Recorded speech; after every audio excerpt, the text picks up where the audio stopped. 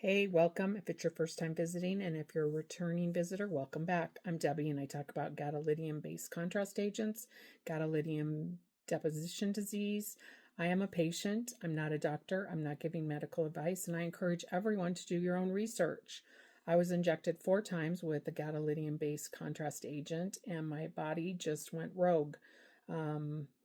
The first injection sent me back into the machine looking for Alzheimer's because suddenly my memory was gone, and further testing showed that there was injury in the brain in 4 different areas. The second injection just set off electrocution-like symptoms, and then from there it just went worse. And the reason for my first injection was for pancreatitis, which I would have lived with gladly for the rest of my life compared to what this journey's been like. But that's not why we're here today. I just want you to know I'm not a doctor, I'm a patient, and I'm not giving medical advice. So please work with your medical professionals when you are making decisions about your own health and what to inject, ingest, inhale, and even put on your skin, which is our largest organ for detoxing and absorbing toxins. So I was recently there was quite a bit of news around a gentleman who was caught up against an MRI machine and actually did pass away. Kind of sparked some curiosity in me, so I went out and did some just real quick research to say, how often does this happen? And I didn't find huge numbers. What I found was a review done by the NIH of FDA reports stated that there had been 1,500 machine-related adverse events between 2008 and 2017. So I appreciate all that the MR safety community does to continue to improve the safety of the machine and patients being in the machine and out of the machine and all of that, right? I know burns is one of the things that can happen from an MRI machine, and there's an entire support group on social media that has people in that group. But I belong to a group that is impacted by this gadolinium-based contrast agent, which is wrapped in a ligand intended to keep it safe. But in recent years, lots of information has come out, including a huge statement from the CDC that says it is problematic now. So when I saw the numbers about 1,500 machine-related adverse events in a 9-year period, I was like, well, that's pretty good, really, pretty good record. But it also raised the question for me, why is it that we're not talking about gadolinium when we're seeing 400 new members every single month come to the gadolinium support group?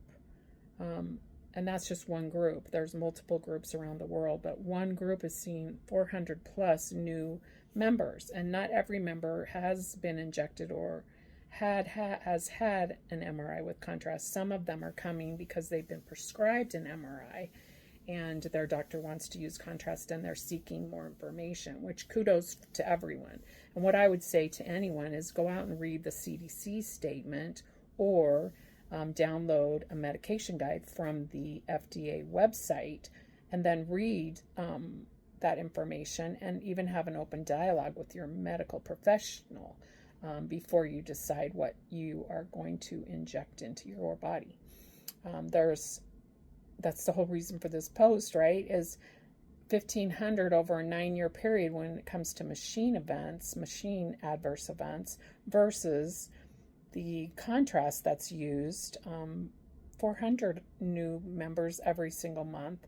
We need to raise the awareness, not just the awareness. I think it's already pretty much aware with that many new people coming to a single support group, but we need to be talking about it, right?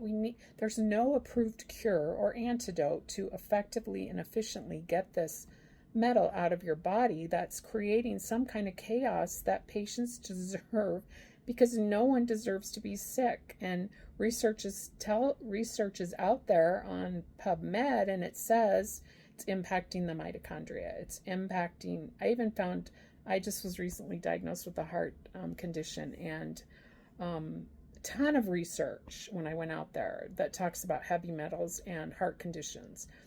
And so I am questioning that, and I'm questioning the cardiologists that I meet with, but none of them want to talk about this gadolinium. They're like, well, we're sorry you were injected, and yeah, we've heard it's problematic, but we still use it a lot to diagnose heart conditions.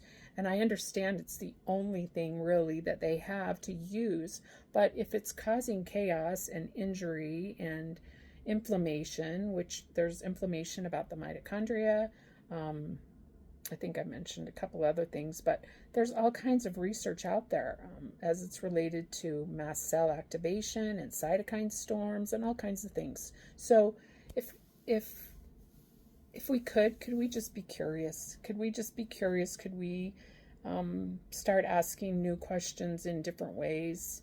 And for those who are sick and you think there might be an association, please file a report with the VAERS database, FAERS. It's the only communication we have back with the FDA if we believe that there are problems. And there's lots of reasons. I've already done a post on why the database isn't showing the numbers compared to the number of injections. So you might want to watch that video if you have a chance. But there are reasons why we're just not seeing accurate reporting at this point. But let's just be curious, right? I mean, risks exist, but we can't normalize that it's okay to injure people. I mean, we have to change that. And I think that's part of Secretary Kennedy's goals, is that we do change and we do start to look for root causes. So what is the root cause associated with heavy metals? And you can look up other heavy metals, and there's a laundry list. So we need to now start looking at gadolinium when we know now it's not safe in that ligand that it's wrapped in. So how do we start to look and figure this out? Anyway, I hope your journey's one of wellness always. I'm not a doctor. I'm not giving medical advice. I'm just sick. I've been sick for 7 years, and the laundry list of diagnoses just keeps coming. And it's concerning because I care about people. I care about people a lot. And I meet a lot of people every single month who are struggling. And then the longer you struggle and the more diagnoses you get, the more frustrating it becomes. Anyway, may your journey be one of wellness always. Be curious. Know what you're injecting in your body. I'm not a doctor. I'm not giving medical advice. And until next time.